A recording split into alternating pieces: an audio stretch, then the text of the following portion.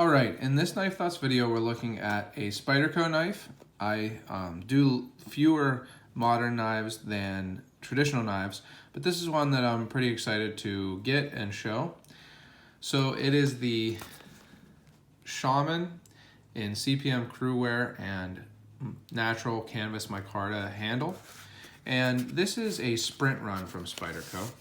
So pull out this piece of paper here that comes with this knife that kind of goes over what a sprint run is and the different characteristics of this steel and knife.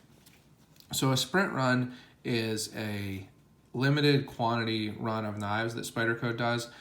They're always under 1,500 or almost always under 1,500 knives, but they can be a lot lower, down to like 400. I tried to find out how many of this knife were made, but I just couldn't find it out. It does seem like they made, or I've heard that they made fewer of these than a lot of other sprint runs because there was some question of the demand that there would be for them. But it turned out that there was a lot of demand, and people have had a lot of trouble getting them.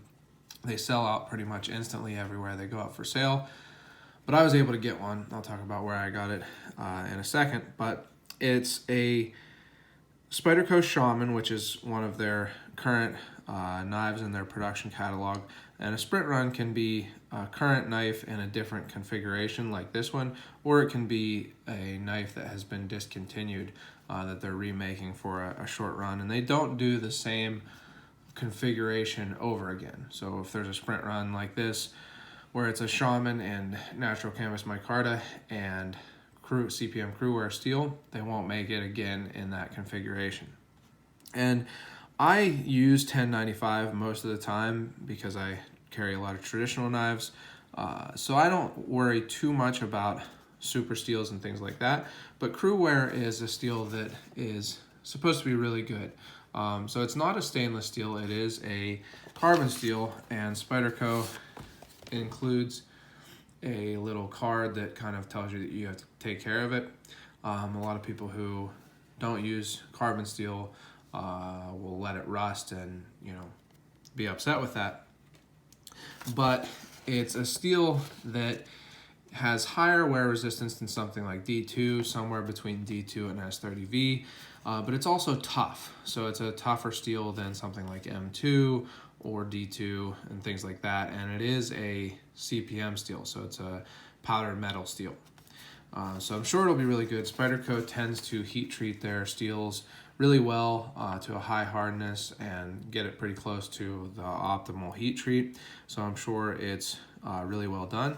And then you can see that it also talks about the fact that it's, well, they're calling it brown canvas micarta. I would call it natural canvas micarta, but it's actual micarta. You can see the registered, which is interesting. You don't typically see that, but it's 3D milled like other Shamans. And that's one of the reasons why I was interested in this knife, is because it has the natural canvas micarta. I have traditional knives and fixed blades in natural canvas micarta and micarta in general, and I really like it, but I didn't have a modern knife in micarta handles, so I wanted to check it out.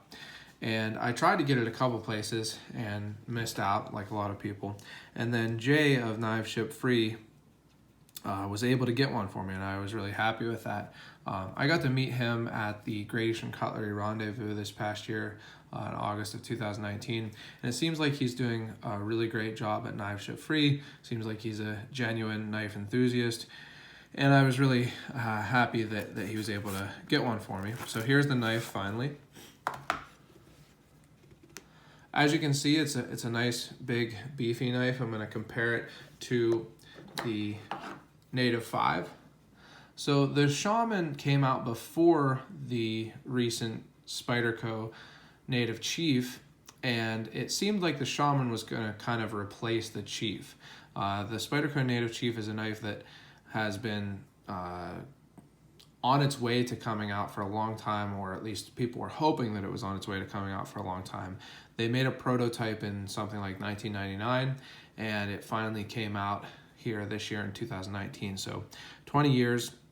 A little bit different than the prototype, obviously, but before the Native Chief came out, the Shaman came out, and it seemed like it was the replacement for a bigger version of the Native 5. So you can see the similarities. They both have a very similar handle shape. They both have the 50-50 choil, and they both have the classic kind of leaf-shaped blade close to a spear-shaped blade. But the Shaman is a much bigger knife. You can see the Native 5 has about a 3-inch blade.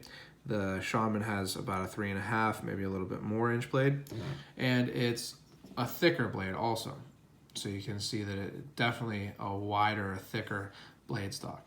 So the Shaman is like a larger Native 5 in a lot of ways, but one big difference is in the lock type. You can see that the Native 5, like the other Native variants and the Native Chief, is a backlock. And I really like backlocks. Spyderco does a really great job of their backlocks. But the Shaman is a compression lock. So comparing it to another knife with a compression lock, this is my only other compression lock, the Ouroboros.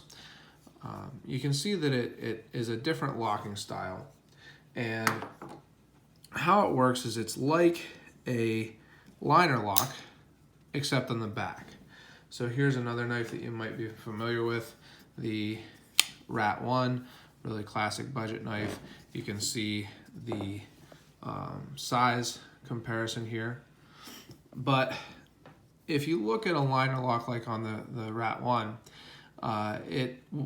the pressure, if for some reason you put pressure into the spine of the knife, which happens, can be frustrating. People will act like, oh, if you're cutting correctly, you won't put any pressure on the spine of the knife. Well, it happens. It happens if you actually, use your knives. But the pressure goes into this long bar, and it can make it relatively easy for it to deform and change the lockup or even fail. Now, I have had very few knives fail, period, and I think that liner locks are, when done well, really good locks.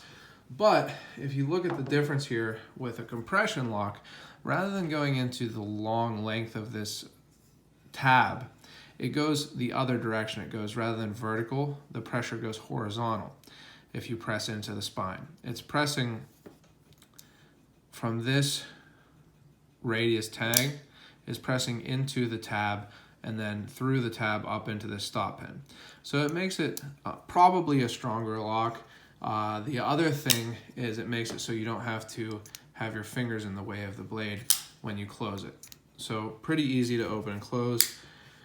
Now, Spyderco often makes their knives so that even if you do have your finger here when you close it, it's not going to close on your finger. That's true for the Native 5. Here's another good comparison. It's true for the Endura also. You can see that it stops, it doesn't hit your finger. And I'll give you a quick comparison in size. The Endura has a longer blade, but it is less kind of beefy. It's less tall of a blade and less thick of a blade. But the compression lock makes it so even though on those back locks that Spyderco makes, you're not going to cut your finger usually, the compression lock you're definitely not going to. Now, one thing that some people have said about, I'll move this out of the way, have said about the Shaman is that this kick, which I would call it a kick on a back lock. I don't know if that's what it would be called on a compression lock, but basically the kick here that separates the 50-50 finger choil from the edge sticks out into this cutout for the compression lock a little bit. I only got to handle one Shaman before getting this one. It was actually at River's Edge Cutlery, and I wasn't super sure about this, but now that I've had this for a few hours, I got it yesterday, I haven't had it for too long, but now that I've had it for a little bit, I don't really find this to be an issue. It doesn't stop you from opening it normally, super easy to open with the thumb, super easy to, I stopped it with my finger, middle finger flick, you could Spidey drop it, and actually you can even, it doesn't work super well and it's not made to be a flipper, but you can even kind of, kick it out with your finger with that tab and flip it open. Not that that's how I would ever really open it, but just a little kind of interesting tidbit. One other thing about this is you can see it has this super aggressive jimping. Really, really aggressive. Probably more aggressive than any other jimping I've seen, even on Spyderco, which does aggressive jimping. It actually allows you to front flip or flip it open. I'm not really into front flippers. I think that they're not very intuitive and not a great way to open a knife. But if you are, you can kind of front flipper it open because of that aggressive jimping. So I like the compression lock. I think that it's a strong lock, and it came to me really smooth. I didn't do anything to this knife. It came, you know, drop closed, really easy to open, really easy to close, and just nice and smooth, really well centered, no blade play even if you just open it up past the detent, and just really well made, and I do like that lock. Now, it has a 4-position clip, so it comes tip up, right hand carry, but you can switch it for tip down or left hand carry, but I'll keep it this way. The clip isn't super deep carry. It's the triangle type clip like on the military. So there's going to be about an inch of the handle and a little bit of the blade sticking out above your pocket. Not something I really care about. In fact, on a bigger knife like this, makes it easier to get out of your pocket, but some people, might have a problem with that, and you can probably get secondary market clips for it. The handle, like I said, I really like Natural Canvas Micarta. I have other knives in it, and I think that it looks good. And as Natural Canvas Micarta goes, this is nice stuff. It's got a very matte finish, so that it has a lot of grippiness to it. It will, give you some hold if your hands get wet or something like that. And I think it looks good. Some people don't really like the color, but I like it. And the 3D machining or 3D milling makes it so it's really comfortable in, a hammer type grip, up on the 50-50 choil, pinch grip, anything like that. It's a really comfortable handle. In comparison to the Native 5, you can see my pinky finger kind of hangs off the edge. Now, I really like the Native 5. It's one of my most carried knives, but it's not quite big enough for a full 4-finger grip on that main grip area. Whereas a Shaman is more than big enough. So you can see my pinky lands kind of right up here around the lanyard hole. Give you some comparisons if you watch my videos and are more used to the traditional knives. This is the Shaman compared to a Case full-size Trapper. So you can see it is a big knife, and especially when compared to a Grade Eastern Cutlery number 15. So it's going to be a big burly knife. You can use it for some serious tasks with this compression lock, and the blade has what's a really high saber grind. You can see it's not a full flat grind. There is a flat area up here at the top, but it's a really high grind. It looks well ground. It came really sharp. So nice blade. I think that this CruWear will patina. I haven't used this yet, but I do think that it will patina with use, especially if you use it on more acidic things like fruit and things like that. So that's something to be aware of. But again, if you're watching this video, it's likely that you like traditional knives also, which tend to patina even more than this will. So it's a really nice knife. It's one thing that I was relatively surprised by was that some sprint runs are significantly more expensive than the normal version of the knife. This one wasn't that much more expensive, I think about $20 more. And I didn't really get it expecting to keep it. I got it expecting to check it out, and then take some pictures, make the video, write an article, and move it along. But I'm really enjoying it.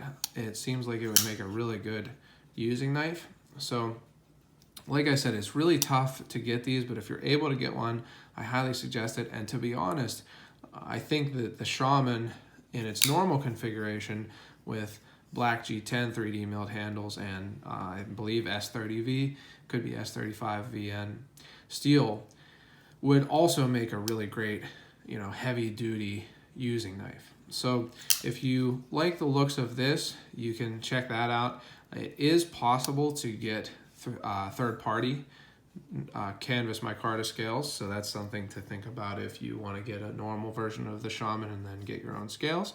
But if you're able to get this one, I suggest definitely getting it. But even the normal Shaman, I think, if it's anything like this, which it should be, is going to be a really nice knife, made in the USA at Spyderco's Golden, Colorado factory, designed by Sal Glasser, the founder of Spyderco, and just a great knife from Knives Ship Free in this Spyderco Shaman sprint run in CruWear, CPM CruWear steel and natural canvas micarta scales. So if you've enjoyed this video, please like it, subscribe to my channel, and hit the bell for notifications when I post new videos. Like I said, don't forget to check out my website, knifethoughts.com, where I have articles on this knife and knives like it, and my Instagram and Facebook at Knife Thoughts. And as always, don't forget to go out and do good.